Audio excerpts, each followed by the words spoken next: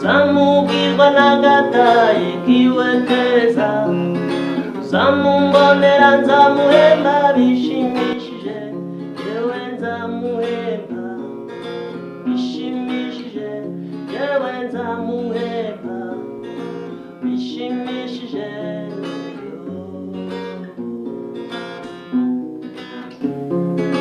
yewe mukaranga yewe ndagushaka niba ari nicyo nagukoreye umbabarire yewe nzica amande cyangwa ikiru cyinshi yewe ndagushaka yewe ndagushaka Nitwa Mupenzi nayoberana umusare mwiza. Mwifurije kugira ibihe byiza aho uri hose mu mpande enye z'igihugu no hanze y'inkiko z'u Rwanda. Ndavuga aba diaspora. Uyu ni umuyoboro wanyu mwahisemo ngo ujye ubagezaho amakuru atandukanye Inayoberana Presents. Niba utarakora subscribe, uyu ni wo mwanya wawe ngo winjire mu isi nshya y'amakuru agezweho.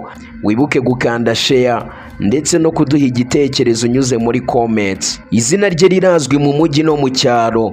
Ku bamurebye kuri televiziyo, ku makasete, ku masede n'ahandi, ni umunyarwenya akaba umuhanga mu gukina filime. Ariko inyuma y'uwo muntu usetsa abantu hihisha amateka y'ubuzima bwuzuye urugamba, guhirimbira inzozi ze, guhunga n'ikaze rishyushye ryo kugaruka mu rwamubyaye. Uyu munsi turaganira kuri Kalisa Ernest, umugabo isi yose yamenye nka Samusure. Kalisa Ernest yabonye izuba mu mwaka w'1977, avukira i Kigali mu cyahoze ari Kacyiru. Nubwo yavukiye i Kigali, imikurire ye n'amashuri yabyigiye mu cyahoze ari Cyangugu, ubu ni mu karere ka Rusizi. Niho yakuriye, ariko inzozi ze zari mu mujyi wa Kigali. Mu mwaka w'1997, Kalisa yaje i Kigali afite intego imwe, kwinjira mu itorero ry'amakinamico Indamutsa kuri Radio Rwanda.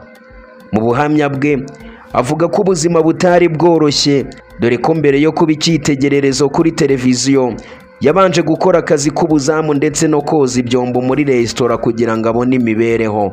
Izina rye ryatangiye kumenyekana mu ntangiriro y'umwaka w'2000 nyuma yo gukora mu matsinda atandukanye y'urwenya n'amakinamico. Yaje kugaragara muri filime yitwa Samusure, ari nayo yamuhaye izina ryamugize icyamamare kugeza kuri uyu munsi wa none. Ubwamamare bwe bwakomeje kwaguka ubwo yahabwaga amashyi muri filime y'uruhererekane Seburikoko yanyuraga kuri televiziyo Rwanda akina Mari Rurinda. Samusure ntiyagarukiye aho, yatangije umushinga we bwite witwa Makuta, yanyuzaga kuri YouTube. Nubwo umushinga we wari ugeze ahashimishije, ariko ukaza gukomwa mu nkokora n'ibihe bya COVID-19. Mu Kwakira mu mwaka w'2022 nibwo inkuru yabaye kimwomo, amakuru akwira mu gihugu hose ko witwa Samusure atakibarizwa ku butaka bw'u Rwanda. Benshi baketse ko ari umushinga mushya yatangiye wo kwamamaza filime nshya agiye gushyira hanze, ariko biza kwemezwa ko yarenze imipaka. Nyuma yaje kwitangariza ko yagiye muri Mozambique Maputo.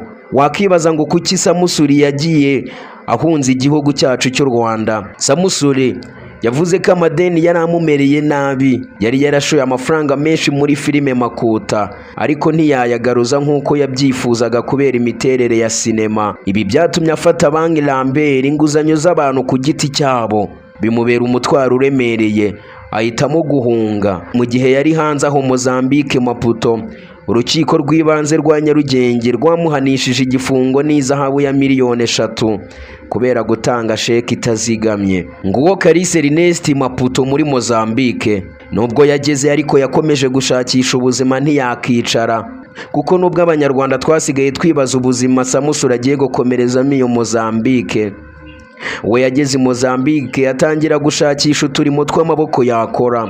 Nubwo bitari bimworoheye, yakomeje kurwana n'ubuzima. Yakoze akazi ko kuvugira inka no kuyobora ibirori mu bukwe butandukanye bw'Abanyarwanda batuye Mozambique, Maputo. Mu mwaka w'ibihumbi 2025 yatangiye kugaragara kuri YouTube atakambira Abanyarwanda, abafana n'inshuti muri rusange ngo bamufashe kwishyura amadeni kugira ngo agaruke mu gihugu.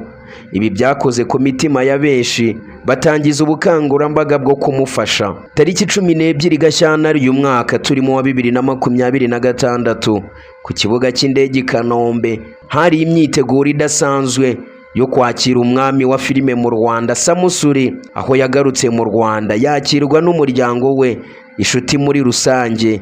Umugabo ufite igikundiro ukundwa n'abagore benshi, baramuhobera karahava. Abakinnyi ba filime benshi bari baje kumwakira. Mu magambo ye ya mbere yaravuze ati, nta kiruta iwacu. Yijeje Abanyarwanda ko amadeni yarangiye, ati nasigaye ni make cyane, ntago bizangora kuba nageze mu gihugu cyambyaye, nzi ko nayo nzayishyura kandi mu gihe kitarambiranye. Ubu ngubu Samusure akaba aje gusubukura ibikorwa bye by'ubuhanzi. Nguwo umugabo Samusure, umugabo wagaragaje ko niyo imivumba y'ubuzima yaba myinshi, gucika intege atari iherezo. Imana y'amahoro ibaha umugisha. Mwe mwibutse gukanda kuri subscribe ku muyoboro wanyu mwahisemo w'Intayoberana Presents.